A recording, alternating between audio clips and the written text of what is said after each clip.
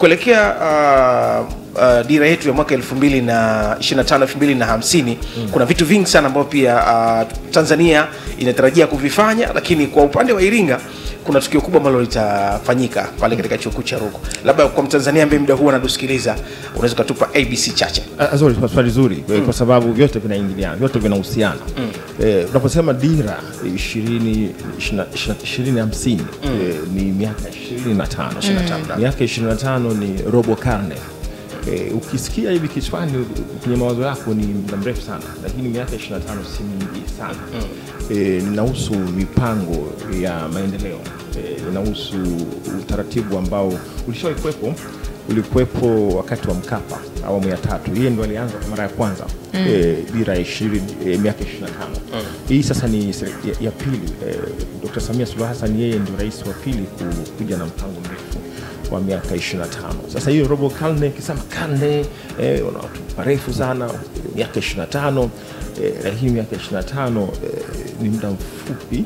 Ukiupangilia vizuri mnaweza mkafanya mambo mengi, na kuna malengo katika hiyo nyaraka muhimu sana. Napaswa watu wengi waelewe, inatuhusu wote, watu wazima lakini vijana pia. Ina mipango mingi na maeneo kama matatu makubwa, ikiwa mazingira, lakini ikiwa masuala ya ajira. Lakini lengo kuu ni kujenga uchumi unaokua, uchumi jumuishi na uchumi shindani. Na ndio hata ile kongamano linalofanywa na PPP inahusu jumuishi, sawa.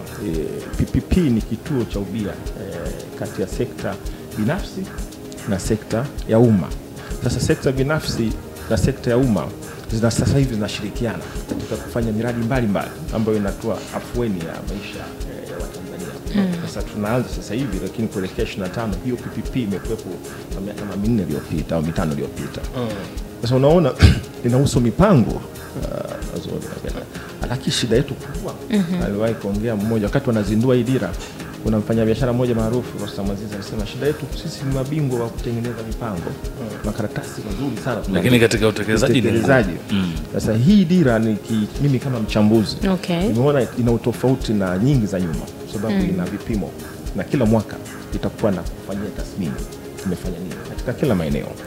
Kwa hiyo shida yetu kubwa ni mipango. Tufikiri tofauti na tulivyokuwa tunafikiri zamani.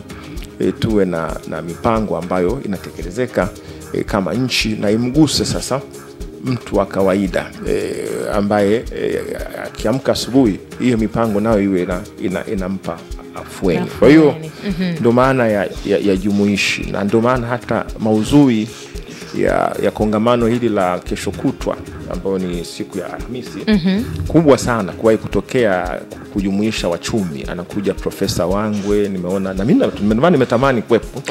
Profesa Wangwe ni mchumi, namuona pale. Anakuja Profesa Asad, aliwahi kuwa CAG, ni mchumi, tuwapaswa la fedha. Anakuja pale Crispin Lekule, ni mkuu wa chuo cha Katoliki cha Ruku.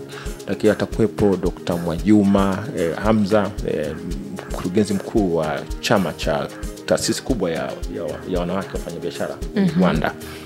Lakini namuona pale kwenye ile ratiba yao atakuwepo pia Profesa Mushi, Tido Mwando atakuwa mwezeshaji. Kwa hiyo bila shaka watu wale karibu 400-500 watakuwa ndani, wanatoka kada tofauti. Na jumuishi maana yake watu aina mbalimbali wawepo, waweze kutoa maoni yao namna gani ya kuifikia hayo malengo ya kuifanya Tanzania iwe uchumi wakati wa juu utakaofikia dola za Kimarekani trilioni 1. Yani bajeti yetu iwe trilioni 1 kwa mwaka ifikapo mwaka 2050. Kuna nchi 19 tu duniani zenye uchumi wa dola trilioni 1. Wanaita trillion dollar club. Sisi tunazamilia kufika huko.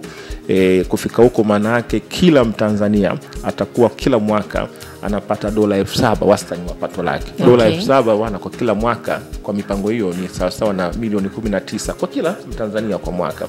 Mwingine anasema itawezekana kweli? Lakini inawezekana. Nchi nyingi zilizofanya kwa na mipango zimefikia huko, na pengine wale ambao tukifika huko 50 hawatakuwa tena kwenye trilioni 1, watakuwa wameenda mbele zaidi. Siasa ni kilimo. mwaka 2004 mimi nilikuwa hapa na 3 kwenye ukumbi pale. Nimepita chini nimeuangalia ile ukumbi wa siasa ni kilimo, nimenikumbusha mbali sana. Kulikuwa na Mohamed Seif Fatibu alikuja, alikuwa waziri wa viwanda na biashara wakati huo. Alikaa hapa ndani tunaongelea habari ya uchumi. Kuna shida ya sukari, kulikuwa na shida kubwa ya sukari. Akawa anaelezea. Kwa hiyo mwaka 72 kwenye jengo hili kulikuwa na mkutano mkubwa wa 5 juu ya siasa ni kilimo. Ndio likatoka azimio la siasa ni kilimo, kwamba siasa hii bila kilimo haiwezi kwenda. Ndio maana hili jengo la siasa ni kilimo. Kwa wanaotusikiliza, siasa ni kilimo inatokana na azimio la Mwalimu. Kulikuwa na changamoto kubwa za kilimo, na Iringa ni mkoa wenye kutoa mazao mengi ya kilimo, sio?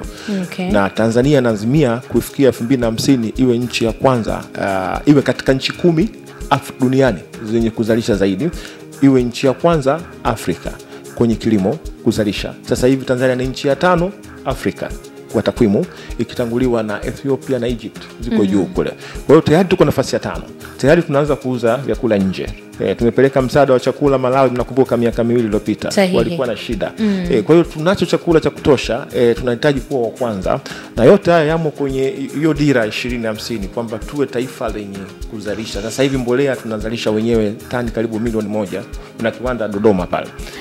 Tumekuwa na awamu 4 ya marais tayari, na dira hii imeanza kwenye awamu ya 3. Kama tungeanza kabla, unadhani tungekuwa wapi ya 3?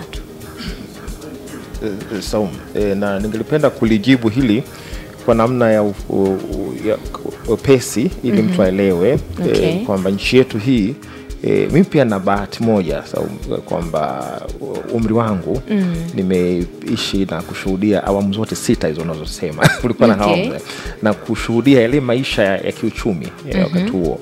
Sisi nchi yetu ilikuwa na mfumo wa ujamaa, kujitegemea. Huo ndio itikadi yetu, na uchumi wetu ulikuwa uchumi wa kijamaa ambao haukuwa uruhusu sekta binafsi.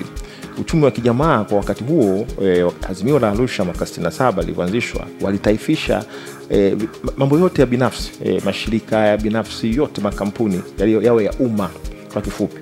Sasa umma ni serikali. Serikali ndio iongoze uchumi. Sasa mimi nimeishi kwenye wakati huo ambao ulikuwa ngumu kuongoza taifa ambalo lilikuwa halijajiandaa na kuongoza uchumi wake wenyewe, na watu ambao hawajui hata misingi ya biashara. Mtu huko Nyeregete kwetu hajui mambo ya biashara, yeye ni mkulima, aongoze NMC, shirika la usagishaji la kilimo na chakula. Kwa hiyo ilituletea shida sana. Alafu tukaja kupata vita vya Kagera mwaka 78, katuletea shida sana. Tuligharamia wenyewe vita kwa kiasi kikubwa dhidi ya Idi Amin. Kwa uchumi ulikuwa mbaya sana, na sekta binafsi haipo. Mimi nimeishi katika wakati ambao nyumbani mnapewa kadi ile ya kwenda kununua vyakula. Yaani duka la ushirika lile unakwenda, alafu unaonyesha unapewa sukari kilo 1. Hiyo ndo zamu yenu. Wakati mwingine tunalazimishwa kununua hata sabuni ya punda kwa sababu haitoki. Sabuni zilikuwa sabuni nzuri, kwa hiyo tunalazimishwa kwa sababu tunahitaji sukari. Na kulikuwa na wakati mgumu. Tulikuwa na waziri wa kilimo akitokea Iringa, anaitwa Joseph Mungai. Nakumbuka miaka 80, na imeandikwa kwenye kitabu ukikitafuta, inaitwa The Making of Philosopher Nyerere, The Making of Philosopher Lura, Professor Saida Yahya Osman. Yeye ameandika katika hiyo juzuu kwamba ilifika mkutano mmoja wa Ikulu pale Alhamisi. Mungai alikuja na pendekezo la maduka yote ya binafsi yafungwe kabisa, yasiwepo. Maana yalikuwepo lakini hayapati bidhaa. Yasiwepo yale maduka, watumie watu maduka ya ushirika tu ambao hayafanyi vizuri. Sasa Mwalimu hakufanya maamuzi ya mwisho, aliwaacha wale wengine wamekubaliana, sasa tusifutane tena safari nyingine. Akatoka nje kwenye korido, akamkuta mtu anaitwa Balozi Swedi. Balozi Swedi akamwambia, hebu kanitafutie mtu anaitwa Mzee Mangara. Mzee Mangara alikuwa kiongozi wa Yanga, Mangara Tabu Mangara. Wapenzi wa Yanga wa zamani wanajua kiongozi wao. Sasa yeye alikuwa kiongozi pia wa government press, idara ya kupiga chapa serikali ya kazi ya chini, sio kubwa sana, mkurugenzi. Lakini mtoto wa mjini. Alikuwa mmoja wa washauri wake. Mwalimu alitegemea sana pia watu wa kawaida tu wenye kuishi na watu. Sasa mfano huo wa Swedi kumwambia Mangara, mzee anakuhitaji Msasani. Alipokwenda kule, Mangara akakutana na mzee na Julius Nyerere, akamwambia, bwana, tuna jambo hili, tunataka tufunge maduka binafsi, tuanze na maduka ya ushirika tu kuuza bidhaa. Mangara akamwambia, sidhani kama hilo wazo Mwalimu linatekelezeka. Je, unadhani kwamba kwenye hayo maduka ya ushirika mtafanya kama maduka ya mshihiri? Mshihiri yalikuwa ni maduka ya washihiri, watu aina fulani kama Waarabu, washihiri. Washihiri wao, baba kwenye nyumba anafanya kazi, mshahara haujafika huko kipindi cha mwambo, akienda kwa mshihiri anapeleka eleni tu ya kwako ya mke. Okay. Anamwambia bana, eleni hapa, naomba sukari, anapata, anaandika jina, alafu mwisho wa mwezi akipata hela anarudishiwa eleni yake. Okay. Kwa hiyo unaweka poni, rehani vitu. Je, duka la ushirika tutapeleka eleni? Mwalimu akasema basi nimeshakuelewa. Lile zoezi likawa halikufanyika tena. Narudi kwenye mfumo kwamba mwalimu akaona haiwezekani, pamoja ni siasa ya ujamaa, lakini mengine lazima turuhusu watu binafsi wafanye hizo biashara. Na ndio maana tuko hapa leo kwa kasi kubwa sana. Sekta binafsi inapewa nafasi. Mipango ya wakati huo ilikuwa haipi nafasi sekta binafsi. Misri, kwa hiyo inapitia Iringa, Nyang'oro. Kwa hiyo na kongamano linafanyika Iringa. Nadhani Iringa ina sekta binafsi inaokuwa kwa kasi sana, na bila shaka watakuwa wamealikwa pia. Kwa hiyo na umuhimu. Okay. Hongera watu wa Iringa kwa kuwa mwenyeji. Kwa mtu ambaye anapenda kuhudhuria kwenye hilo mdahalo au mkongamano hilo, pia ni anaingia tu free ama kuna conditions ambazo pia zipo? Sababu wengi wanahitaji kuhudhuria na nafasi ni chache. Kwa hiyo watu wote wale muhimu, wadau wote muhimu, ikiwemo hata vyombo vya habari wamefikiwa kwa mialiko. Okay. Watapata mialiko ikiwemo Nuru FM. Kwa hiyo wote nilivyoona pale ile mialiko, na hata watu maarufu, watu wa aina zote, dini na watu kada zote. Ni imani yangu kwamba watakuwa wamewakilishwa. Okay. Kwa ufupi pia tufahamu litachukua muda gani? Kuanzia saa 3 mpaka saa 8. Ndani ya siku ngapi? Siku moja tu. Okay.